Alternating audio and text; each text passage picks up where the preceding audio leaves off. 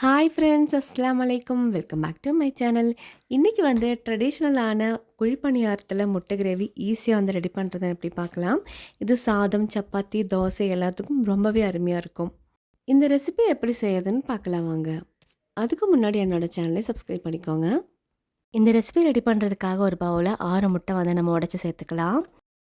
இது கூட 2 பெரிய வெங்காயம் வந்து சின்ன சின்ன பீஸாக வந்து கட் பண்ணி எடுத்துகிட்டு ஒரு கப் அளவுக்கு பெரிய வெங்காயம் இது கூட சேர்த்துக்கலாம். கூடவே 2 பச்சை மிளகு வந்து சின்ன சின்ன பீஸாக வந்து கட் பண்ணிவிட்டு சேர்த்துக்கோங்க. இப்போ இது கூட சேர்க்கறதுக்காக ஒரு கேரட் வந்து துருவி வச்சுருக்கேன், அதுவும் இது கூட சேர்த்துக்கலாம். கொஞ்சமாக மல்லித்தலையை சேர்த்துக்கலாம். இப்போ இது கூட அரைவாசி தக்காளி வந்து சின்ன சின்ன பீஸாக வந்து கட் பண்ணி எடுத்துருக்கேன், அது இது கூட சேர்த்துக்கலாம். இப்போ இது கூட 1/2 டேபிள் ஸ்பூன் மிளகாய்த்தூள், 1/4 டேபிள் ஸ்பூன் மஞ்சத்தூள், 1 டேபிள் ஸ்பூன் கரம் மசாலா, இதுக்கு தேவையான சால்ட்டு சேர்த்துட்டு நல்லா வந்து கலந்து விட்டுக்கலாம். இந்த முட்டையெல்லாம் நல்லா வந்து மசாலா வந்து கலக்கிற மாதிரி நல்லா வந்து மசாலா பீட் பண்ணி எடுத்துக்கோங்க. இப்போ நம்ம வந்து குழிப்பணியார கல்லில் வந்து தான் சுட போகிறோம். இப்போது குழிப்பணியார கல் வந்து நல்லா சூடாயிருச்சு. இப்போ இது கூட கொஞ்சமாக ஆயில் சேர்த்து விட்டுக்கலாம்.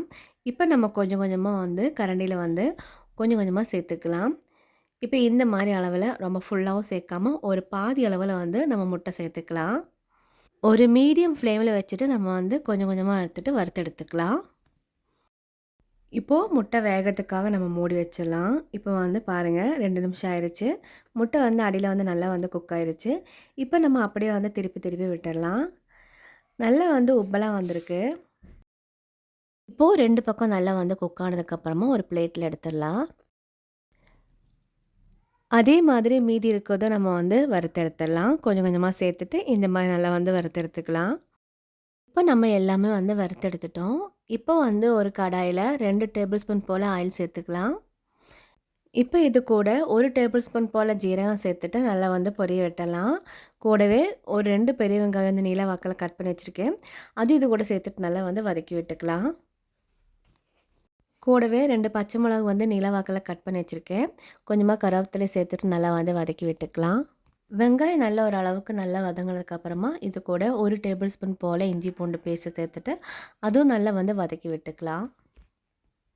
இஞ்சி பூண்டோட பச்சை வாசனை போனதுக்கப்புறமா 2 தக்காளி வந்து நல்லா பொடியாக நறுக்கி வச்சுருக்கேன், அது இது கூட சேர்த்துக்கலாம். சேர்த்துட்டு நல்லா வந்து வதக்கி விட்டுக்கலாம்.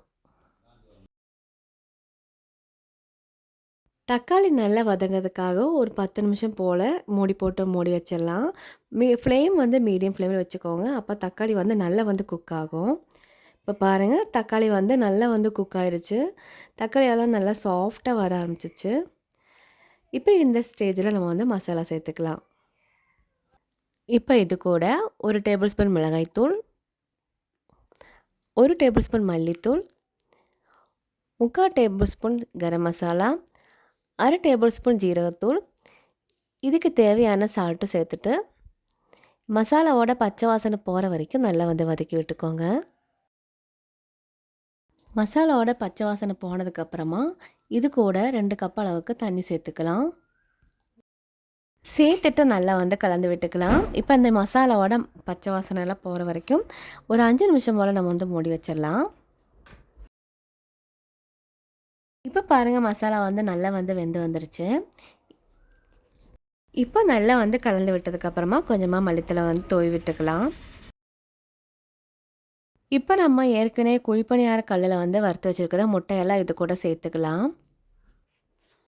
சேர்த்துட்டு நல்லா வந்து கலந்து விட்டுக்கலாம். அந்த முட்டையில் வந்து எல்லா மசாலாவும் நல்லா மிக்ஸ் ஆகிற மாதிரி நல்லா வந்து கலந்து விட்டுக்கோங்க. நல்லா கலந்து விட்டதுக்கப்புறமா ஒரு 2 நிமிஷம் போல் நம்ம வந்து மூடி வச்சிடலாம். இப்போ 2 நிமிஷம் ஆயிடுச்சு. இப்போ முட்டை கிரேவி வந்து சூப்பராக வந்து ரெடி ஆயிடுச்சு. இது வந்து சாதம், சப்பாத்தி, தோசை எல்லாத்துக்கும் ரொம்பவே அருமையாக இருக்கும். இப்போ முட்டை பணியார கிரேவி ஈஸியாக வந்து ரெடி பண்ணி எடுத்துட்டோம். இதே மாதிரி நீங்களும் வீட்டில் ட்ரை பண்ணி பாருங்கள். இந்த ரெசிபி உங்களுக்கு பிடிச்சிருந்துச்சுன்னா லைக் பண்ணுங்கள், ஷேர் பண்ணுங்கள். கீழே இருக்க சப்ஸ்கிரைப் பட்டனே பக்கத்தில் இருக்க பெல் பட்டனை ப்ரெஸ் பண்ணிக்கோங்க. அஸ்ஸலாமு அலைக்கும். தேங்க்யூ.